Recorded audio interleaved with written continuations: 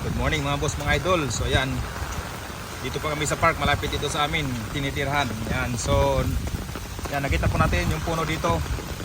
Ayan, nabuwal po siya, ang laki po ng puno na to. Sa lakas po ng bagyong Jaime, ito po yung iniwan niyang bakas.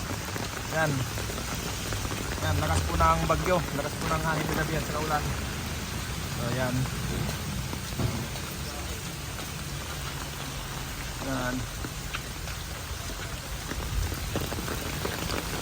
Dito kami ngayon sa park, malapit dito sa amin. Ayan, kasama ko si Kapalinid.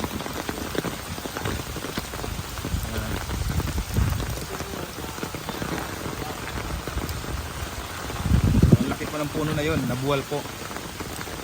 Ayan.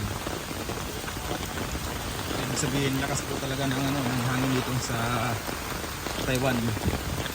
So ayan, marami po nagkalat na mga kahon dito, mga sanga-sanga. Ayan. So, ayan. Pasukan po natin din yung meron pa po sa gitna. Yun o, yung puno. Tumba naman yung mga puno.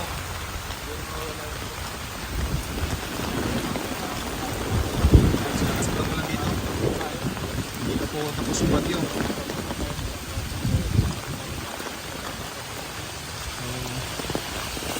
Mga pumapasok po natin yung mga kababayan dyan, ingat-ingat po tayo. Yan.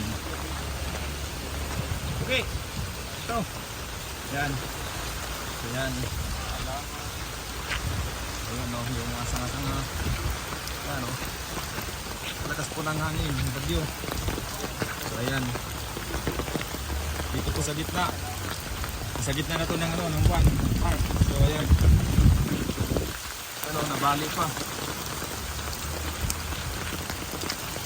Ayan, kalat yung putol-putol na dahon, mga sanga-sanga.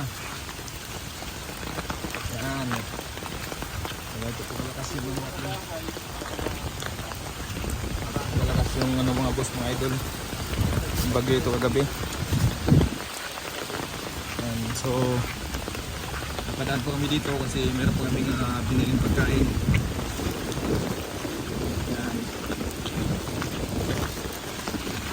Sa ating mga kababayan po, bago po tayo umalis, pray po muna tayo para safety po yung ating pag-alis. Punta man tayo sa ating trabaho, ingat-ingat na lang po. Kailangan po tayo mag-ingat palagi para po sa ating mga pamilya, sa ating mga mahal sa buhay. Dahil nag-aantay pa po sila sa atin. Yan, so ang lakas po dito ng ulan, medyo malakas din po yung hangin. Ayan. Yan, malakas na po yung ulan. Yan, dito sa Pinaganahin, malakas na po yung ulan.